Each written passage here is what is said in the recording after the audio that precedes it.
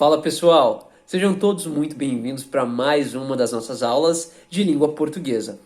Hoje eu vou tratar com vocês mais um dos temas da literatura, vamos dar seguimento ao conceito que foi trabalhado ao longo da última aula, tá? E hoje a gente vai entrar nas ideias do parnasianismo, ok? Então o que foi o movimento parnasiano, quais são as características, como isso reverberou aqui na literatura brasileira, quais foram os principais autores desse movimento, tudo isso nós vamos discutir aqui nesse primeiro momento, ok? Mas antes eu gostaria de começar retomando o conceito que a gente trabalhou na última aula, tá? Então aqui, ó, busco a correção do exercício da aula passada que falava sobre o naturalismo, tá?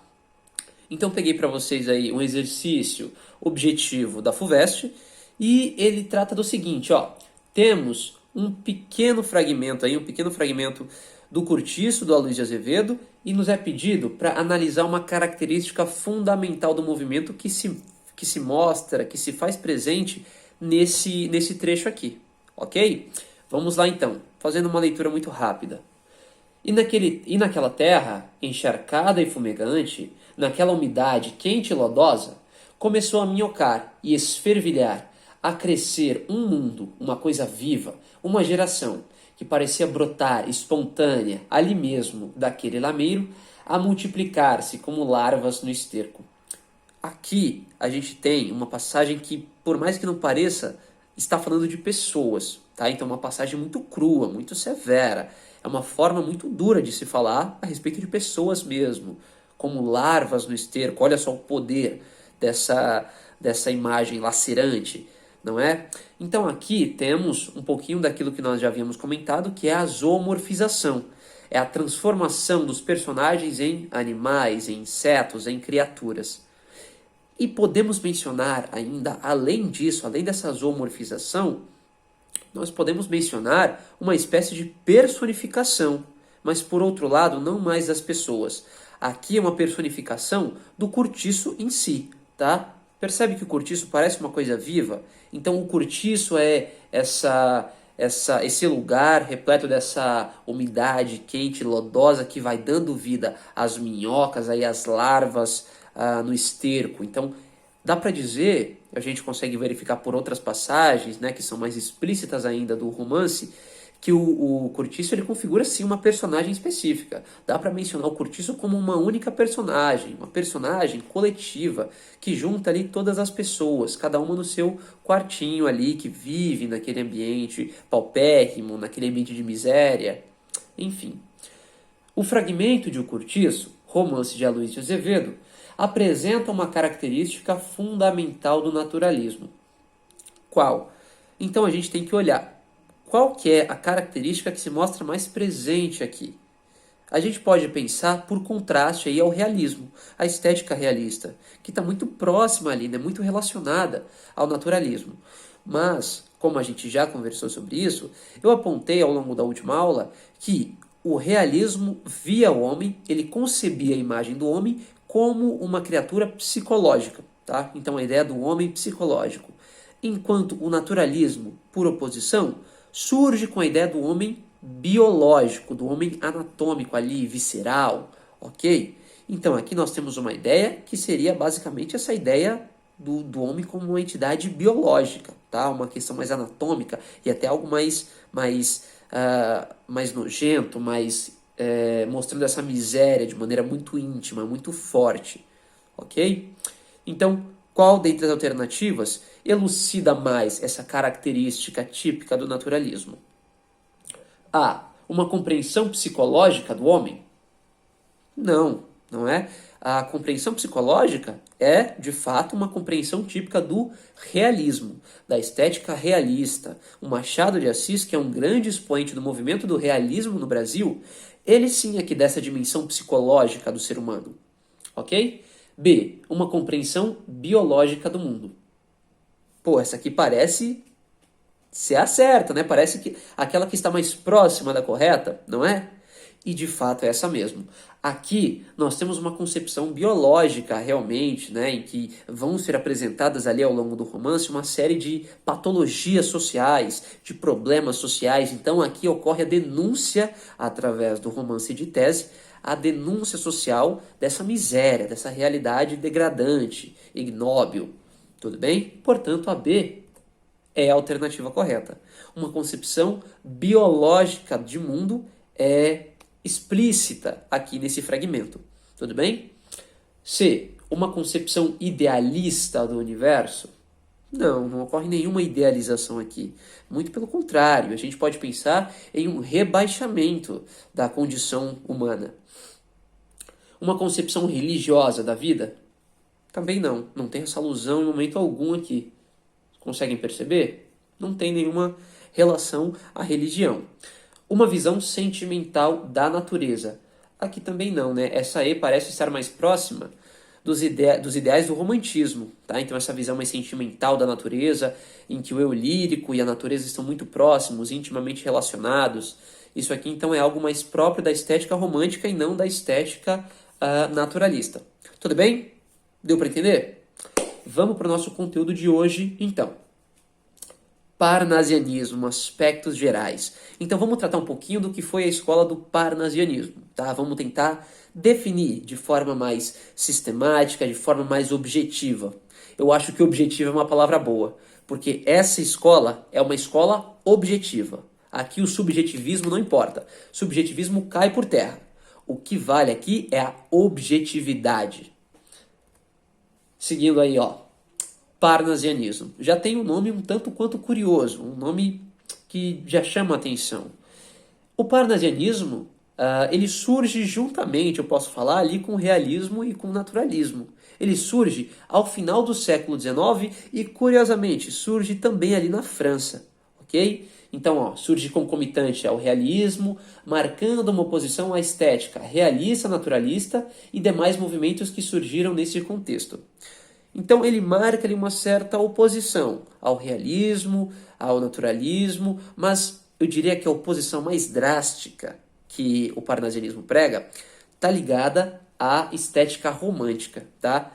Porque o romantismo, o movimento estético do romantismo, gera diversos ecos na nossa literatura, especialmente no que se refere à poesia.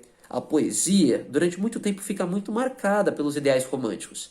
E o parnasianismo, que é um movimento estritamente poético, tá? A gente pode falar que é um movimento que surgiu ali basicamente na poesia, e, portanto, o parnasianismo vai tentar romper com todos esses ideais românticos na poesia, tá bom? Então a questão do sentimentalismo, de uma visão subjetiva de mundo, tudo isso vai ser deixado de lado e vai ser apresentado ao longo do poema uma visão mais objetiva, mais direta, tudo bem? Esse é um ponto central para que nós possamos entender um pouquinho do que é o parnasianismo. Por exemplo, alguns poetas muito parnasianos vão se ater a descrições, a meras descrições ao longo do poema.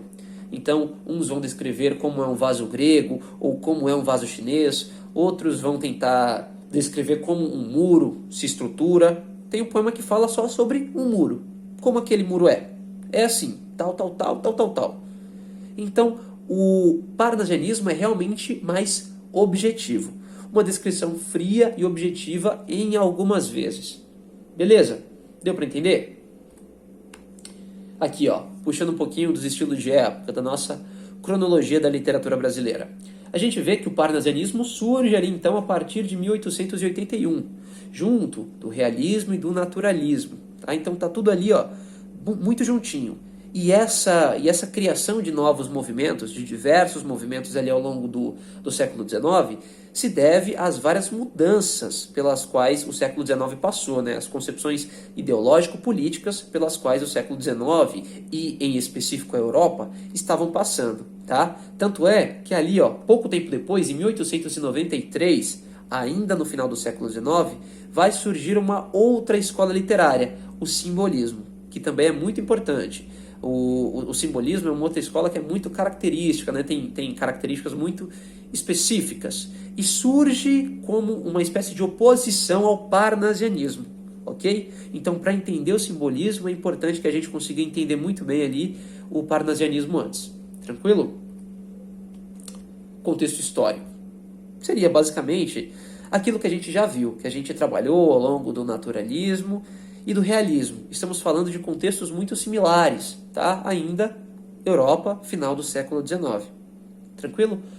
Parnasianismo advém da palavra Parnaso, que segundo a mitologia grega, refere-se a um lugar, um monte, consagrado a Apolo e às musas, em que os poetas, inspirados pela aura do lugar, compunham. Então olha aqui que curioso, o nome Parnasianismo retoma ali a ideia do monte Parnaso, um monte alto, elevado, e isso já se relaciona também às ideologias do movimento. Parnasianismo, o movimento em si, ele quis alçar a poesia, a literatura de novo a um ponto alto, a um ponto que nós podemos chamar de erudito, elevado, em contraposição ao romantismo, que abordou temas populares, temas folclóricos. Então tem um rompimento com todas essas ideias do romantismo e uma tentativa de elevar, de alçar de novo a poesia, a literatura de modo geral, a um grau elevado, ok?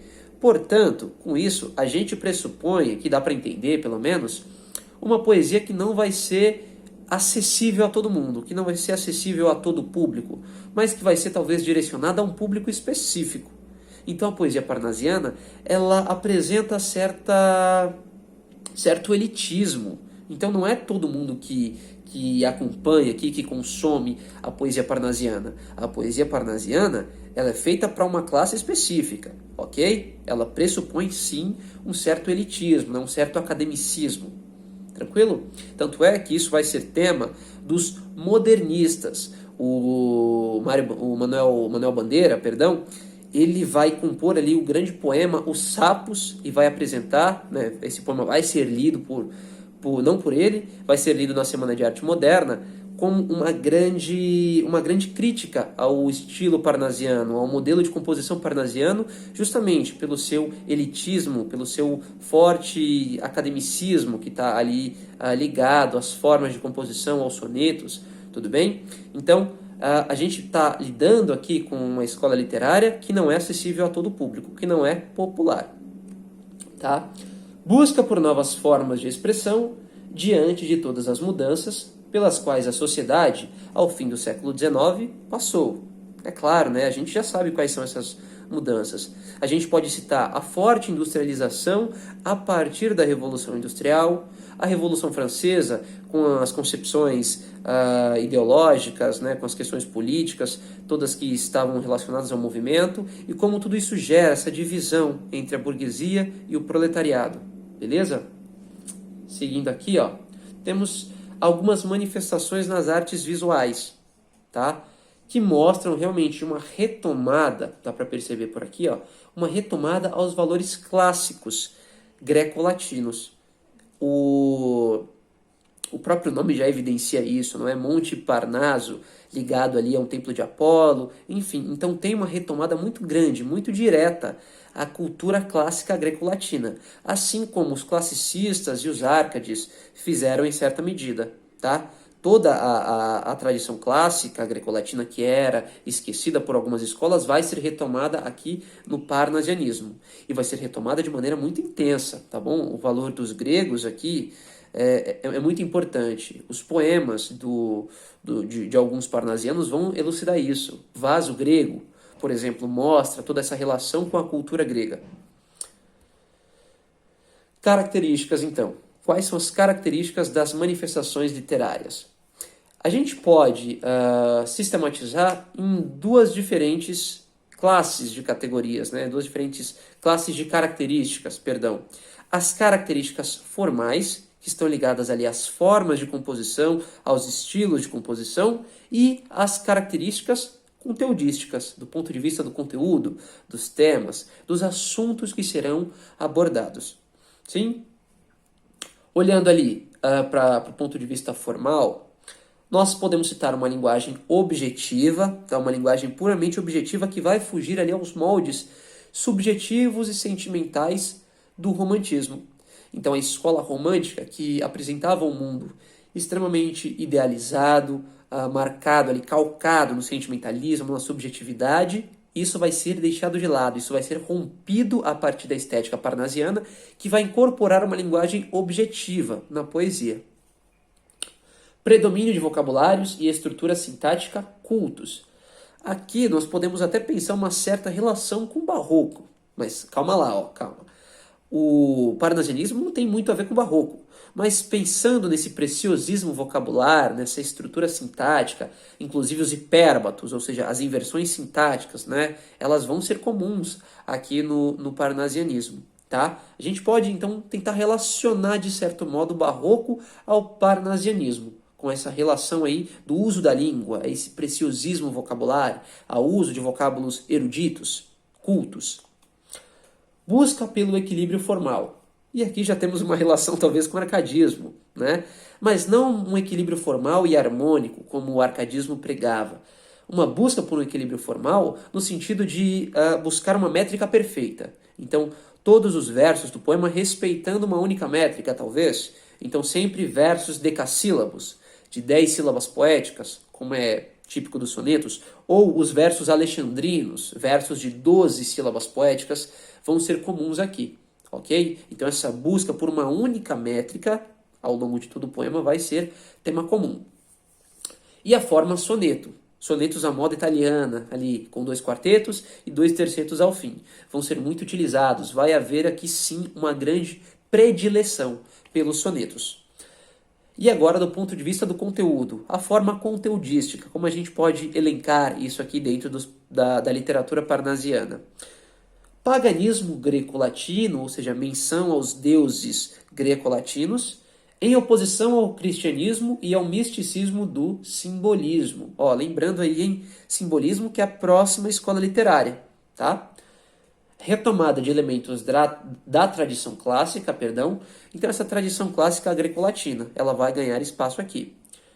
Materialismo e racionalismo em oposição realmente ao sentimentalismo e à subjetividade, típicas dos românticos. Contenção de sentimentos em oposição à externalização amorosa romântica. Então o sentimento aqui não vai ser descrito de maneira específica, aberta. O sujeito não vai mostrar que está se sentindo totalmente melancólico e a natureza vai refletir o estado de espírito, o estado de alma que ele tem. Não, aqui vai ter um sentimento mais contido. E a busca da arte pela arte. Eu diria que essa é uma boa definição do parnasianismo. Seria a escola literária, o movimento estético literário da arte pela arte, que busca ali uma espécie de independência da obra de arte. Então, como a arte se individualiza, como ela se torna única, ok? Então, é interessante pensar por esse lado da arte pela arte.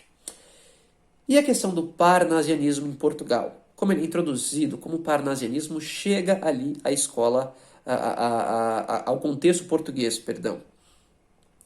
Introduzido pelo poeta João Penha, surgiu concomitantemente ao movimento realista e ao simbolista. Ali no finalzinho do século XIX, tudo sendo uma mescla muito grande, com vários estilos, vários estilos de época, enfim, influenciando o mesmo contexto. Caracterizando uma oposição ao romantismo pelo seu egocentrismo e sentimentalismo característico. Estou batendo bastante nessa tecla, mas é justamente para ficar claro. O parnasiano ele surge ali como uma oposição drástica ao romantismo. E uma obra muito característica aqui, que a gente pode considerar como uma das primeiras obras ali do parnasianismo português, seria o Parnaso Português, de 1877, escrita por Teófilo Braga, na verdade colhida, né, organizada por Teófilo Braga, que vai conter uma série de escritos de vários poetas parnasianos portugueses, tá bom?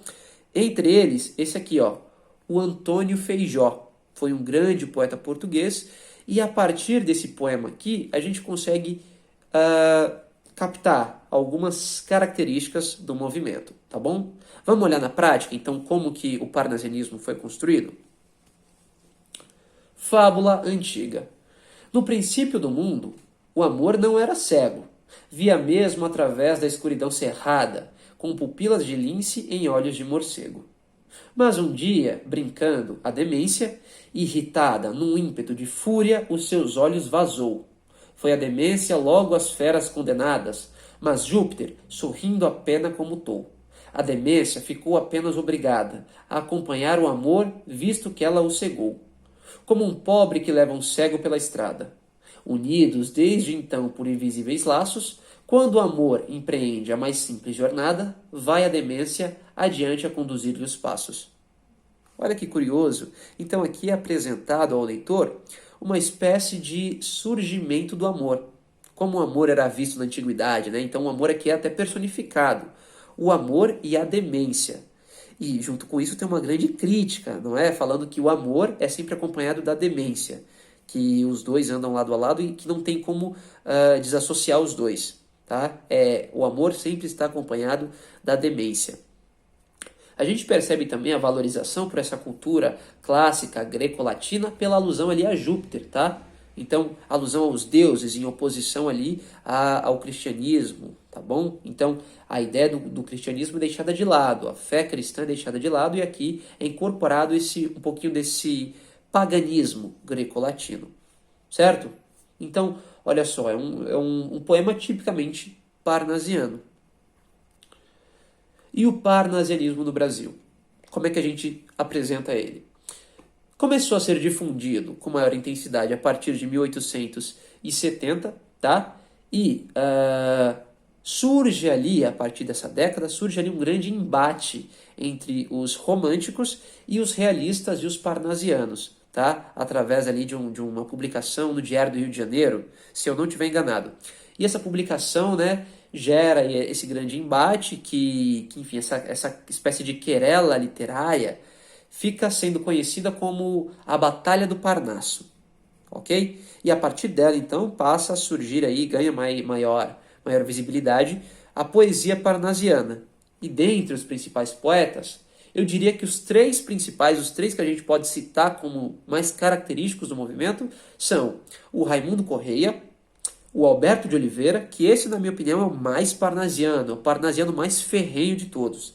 É o que vai ser mais objetivo na linguagem e vai evitar qualquer sentimentalismo, qualquer teor subjetivo. E além disso aí, o mais famoso, mais conhecido, que é o Olavo Bilac. Tenho certeza que já ouviu falar sobre ele em algum momento. Sim?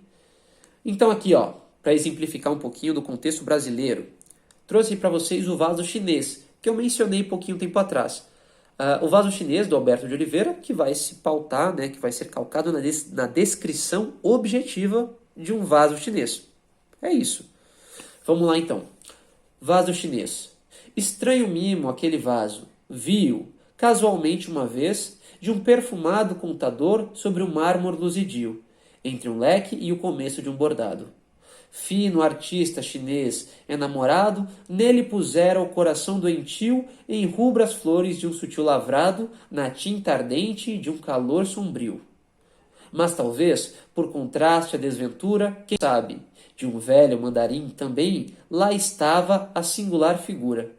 Que arte em pintá-la, a gente acaso vendo-a, sentia um não sei que com aquele chin, de olhos cortados, a afeição de amêndoa. Então aqui parece que esse poema, esse soneto, né, um soneto à moda italiana mesmo, com 2 quartetos iniciais e 2 tercetos ao fim, parece mais narrativo do que lírico, não é? Não tem uma alusão a um eu, a forma como o poeta se sente, como o eu lírico se enxerga. Não, aqui tem uma descrição e uma narração de como o chinês aí, enfim, o chinês namorado, elaborou o vaso. Tudo bem? Então é muito objetivo e pouco subjetivo. Quase não há registro aqui de subjetividade. Já para fechar esse exercício, para fechar essa aula, vamos fazer um exercício aí para consolidar todo o conteúdo? Bora! Então, ó, temos aqui um soneto do Olavo Bilac, Nel mezzo del cammino. E é interessantíssimo esse título, porque Nel mezzo del cammino é uma alusão a exata metade, a uma citação que está na metade da obra de Dante Alighieri, aquela obra clássica de Dante Alighieri, né, A Divina Comédia, tá bom? Então ele faz uma alusão a esse momento específico, ou seja, já configura aí uma espécie de retomada à tradição clássica literária. Vamos lá. Cheguei, chegaste. Vinhas fatigada e triste e fatigado eu vinha. Tinhas a alma de sonhos povoada, e a alma de sonhos povoada eu tinha. E paramos de súbito na estrada da vida, longos anos presa a tua mão, a vista deslumbrada, tive da luz que teu olhar continha. Hoje, segues de novo, na partida nem o pranto teus olhos umedece, nem te comove a dor da despedida. E eu, solitário, volto a face e tremo, vendo teu vulto que desaparece na extrema curva do caminho extremo. Então aqui a gente consegue ver um pouquinho dessa tradição italiana, o soneto italiano, 2 quartetos e 2 tercetos novamente, tá bom? A partir disso, temos aqui 3 afirmações que devemos analisar se estão corretas ou não. Primeira delas, o eu lírico relata no primeiro quarteto o encontro entre 2 pessoas marcadas pela fadiga e pela tristeza e imersas em sonhos. Será? 2. O encontro inesperado entre os 2 amantes deflagra uma breve relação marcada pela afinidade mútua. E essa aqui. E a terceira, nos tercetos, ao descrever a indiferença da amada que parte, o eu lírico retoma a imagem da estrada / caminho que já havia aparecido no poema. Então, pessoal, pensem um pouquinho aí com relação a essas 3 afirmações, vejam aí qual delas ou quais delas estão corretas, que na próxima aula a gente já inicia corrigindo esse exercício. Tudo bem? Espero que tenha ficado claro um pouquinho dos conceitos que nós trabalhamos aqui, e por hoje é só. Um beijo no coração, gente. Tchau, tchau. Até a próxima aula.